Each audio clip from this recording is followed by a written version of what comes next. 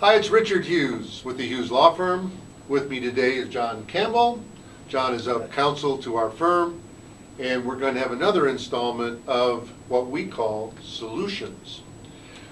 John, we're going to talk about Medicaid again and how we qualify for Medicaid benefits. In previous videos, we've talked about some of the income requirements, the caps and so forth.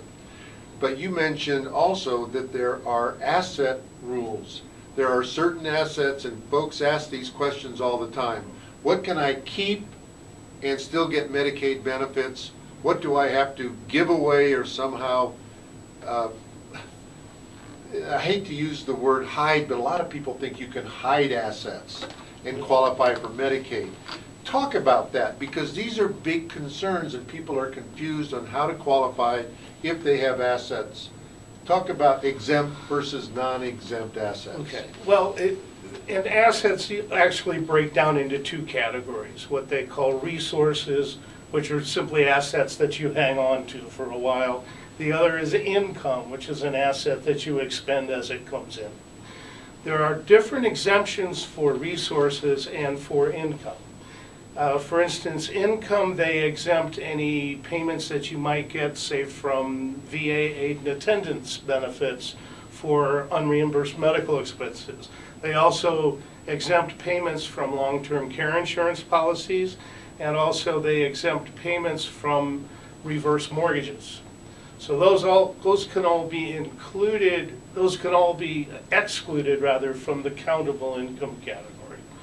The asset or the resource side of it, there are some significant resources that are exempt. Most important is your primary residence. You can own your own home, continue to own your home, and still qualify for Medicaid. Even if I have $1 million home and it's paid off?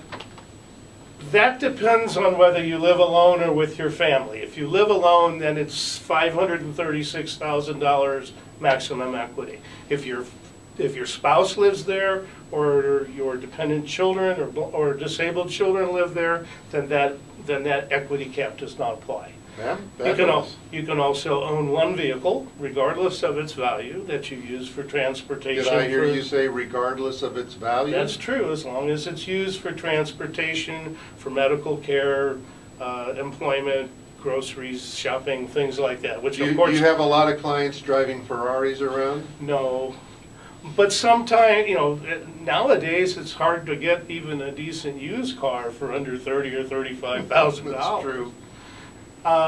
You can also keep all of your tangible personal property, the things around your home, your furniture, your clothing, your wedding rings, appliances, TV sets, computers, things like that that you use to live every day. Those are all exempt. Nobody's counting those things particularly. No. Then certain types of life insurance are exempt. Irrevocable burial policies are exempt. So there are quite a few. What about my IRA? Your IRA, unfortunately, is going to count. Okay. Same with 401ks? Yes. What about annuities? Annuities are a different kind of thing. We'll have a whole nother talk on that. We're going to talk about annuities separately, otherwise we'll be here all day. But a normal annuity, like a tax-deferred annuity, is not going to be exempt, right? No, but if it's annuitized, it won't be a resource at all. It'll become income. Okay. Well, we'll talk about that a little later. Thanks for that update on the types of assets that are excluded from consideration. We'll talk more about all of that as we get into other installments later. Thanks a lot.